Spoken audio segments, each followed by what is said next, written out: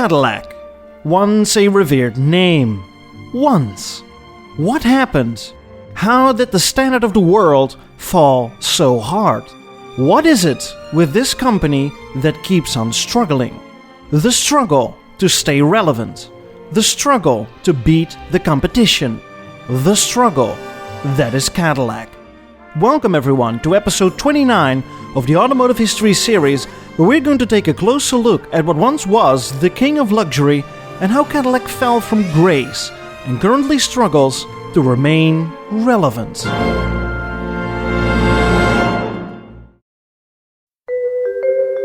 In the first part, we talked about the rise and the first signs of the decline of Cadillac, and how Cadillac tries to beat the competition with such cars as the Cimarron, the Catera, and the new art and science movement with such cars as the Cadillac CTS. And that is our starting point for this second part. Enjoy!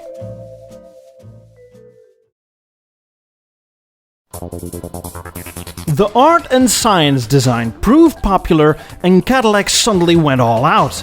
The CTS was eventually joined by the CTS wagon, Cadillac's very first and currently only station wagon ever built, not counting the Europe-only BLS wagons and third-party customizations. And much like the Germans offered performance versions of their models like AMG, RS and M, so did Cadillac launch its very own performance label, V. Gone were the 6 cylinders and in were the true hearts that keep Caddies running, the V8. And whereas Cadillac used to offer big displacement but lazy low-power V8s, they now went to town with them. The CTS V models quickly became notorious for being the fastest regular production sedans ever made, with rumbling V8 engines easily putting out 500 to 600 horsepower. Cadillac was moving fast. But before this whole horsepower explosion took place, Cadillac already tried to test the waters with this thing, the XLR. A roadster? Is this a joke? Is this the Alante all over again? In fact, it kinda was. Whereas the CTS was a true effort of creating something sporty, the XLR wasn't. The XLR was another typical cheap GM move. Take the underpinnings of the wildly popular Corvette, make the car heavier, replace some cheap plastic with even cheaper plastic wood, add some extra features and weight, shove in a smaller displacement V8 engine with less power than the Vet, add an extra $20,000 on top of the Corvette's retail price, and voila, a true, thoroughbred sporty caddy was born. Right, GM? Now, your boomer uncle might have fallen for it so that he could relive his 60s muscle car youth and finally own a Cadillac, but much of the buying public was unimpressed. And if the cramped interior, uninspiring steering and large panel gaps weren't enough, then it was the incoming recession that put an end to the XLR. This was not a Cadillac. This was a nicer Chevy. This was not a Cadillac. This was a nicer Opel. This was not a Cadillac. This was a nicer Corvette. GM, will you ever learn? Just as things were finally going again at Cadillac, with cars that might not out-German but truly rival the Germans, problems started to appear. Again. The Art and Science program was just underway for a couple years when the crisis of 2008 hit and the Great Recession followed. Cadillac lost 25% in sales over the previous year. 500 horsepower V8 engines were a bit too much for the suddenly budget-oriented buying public. A year later, Caddy's total annual sales were cut in half. At this rate, the brand would be gone by 2010. Of course, an economic crisis wouldn't last an eternity, even Cadillac knows this, but right around this time, the public mind started to shift as well. Toyota and Honda showed that cars could achieve a great mileage with the help of electricity with their hybrid models, like the Prius and Insight. And there was a little Californian startup named Tesla that played around with electric vehicles. As soon as Tesla released their fully electric car in 2012, Cadillac should have reacted right there and then, but they didn't. They were still busy making one powerhouse sedan after another, but Cadillac went to work to keep up with the times. The result was the Cadillac ELR, In 2014, Cadillac was, of course, way too late to the party. The ELR was supposed to be somewhat of an answer to the electric Tesla, but come on, this is just a way overpriced Chevy Volt, a more expensive Chevrolet, a lazy rebadge if you will. Does that remind you of something? And strictly speaking, and this also counts for the Volt, GM presented the ELR as an electric car with a range extender, and the range extender was an ordinary petrol engine. In my book, that's a hybrid vehicle with the drivetrain backwards. This is not a fully electric car, and stop pretending that it was, GM. Don't even get me started on the specs if you want this to be a Tesla competitor. The ELR just simply doesn't compete with Tesla at all. It's a different type of vehicle.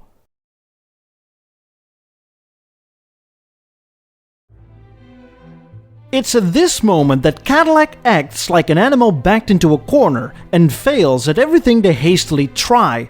Over 4 or 5 times they tried to beat the Euro luxury brands, but failed most of the times. They gave a shot at making some sort of electric car and failed.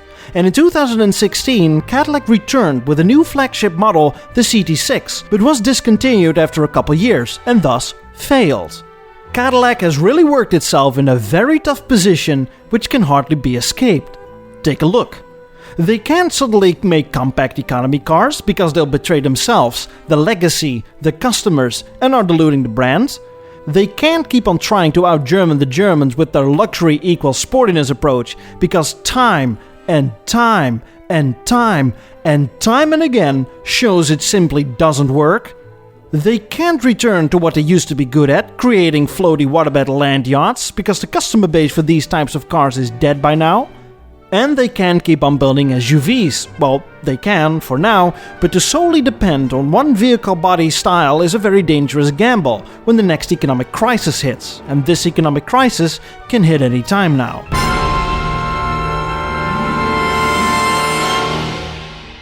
And all this leads to a very daring conclusion. Should Cadillac die? Should it just eventually, simply vanish? And for the record, this is not entirely Cadillac's fault. The consumer market is extremely difficult at the moment. It has been over 50 years since the Malaise era, plenty of time to revive your legacy, right? And they did.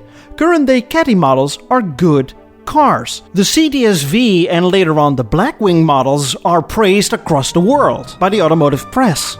So why does everyone aspire to own a Mercedes one day? Why do we Europeans choose a faulty Land Rover over big honkin' Escalade? I can perfectly understand that Cadillac likes to scream, "What do you want from us? We tried everything!" Is there any solution? Yes, there is. Electricity. The rise of the electric cars creates a new market segment where all players are equal. Almost every car maker starts or started from scratch with their development of an electric car. I say almost because Tesla is the one that created this new market segment and is already light years ahead at the time. In the meantime, especially Euro luxury car makers took the effort to offer some competition to Tesla. Jaguar arrived with the I-Pace, Audi with the e-tron, and Mercedes with the EQC. And now Cadillac turns up with the Lyriq. This is going to be a major turning point for Cadillac. This is going to make or break Cadillac. The Lyriq is Cadillac's entry in the world of electric driving, and I absolutely love it. This is truly Cadillac. It's a crossover SUV with the right looks, not the boxiness of the Escalade, but a sleek profile. Euro rivaling electric range and high-tech features like augmented reality and Super Cruise. A grille that is bold, massive but not overdone. Huge gills, bold, massive but not overdone. An intricate light pattern incorporated in the grille, taillights that not only face the rear but also go around the corner and are as sharp as an Eldorado. This is the uniqueness I expect from Cadillac, and what makes this Cadillac. Is this going to save Cadillac? Is this going to be the bright future? Let's find out, as I'll now come up with 4 future scenarios for Cadillac and the Lyriq, each with a varying level of optimism. Here we go.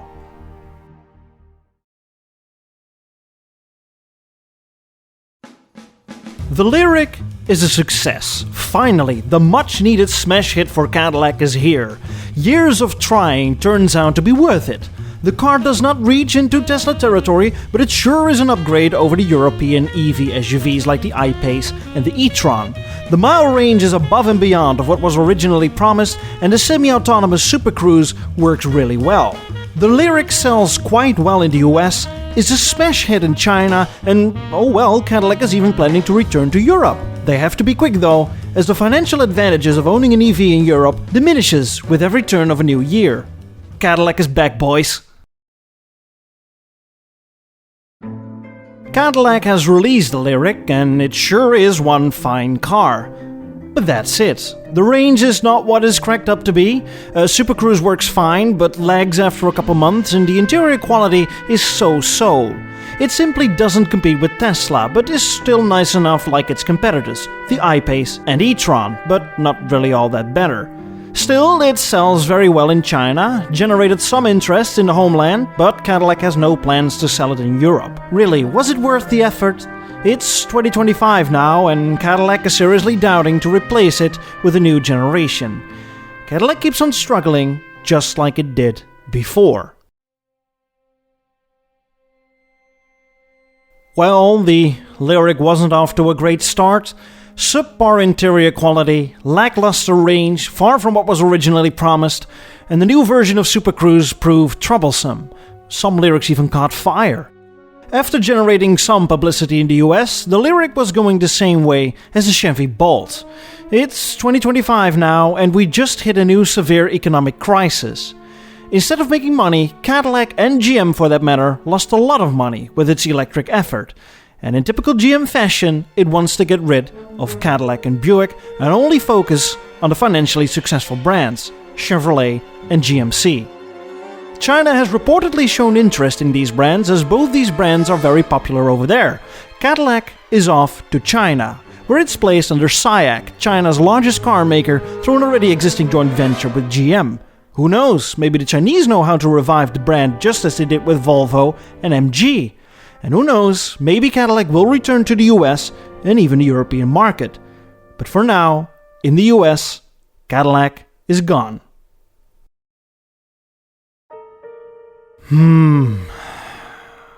Where to begin?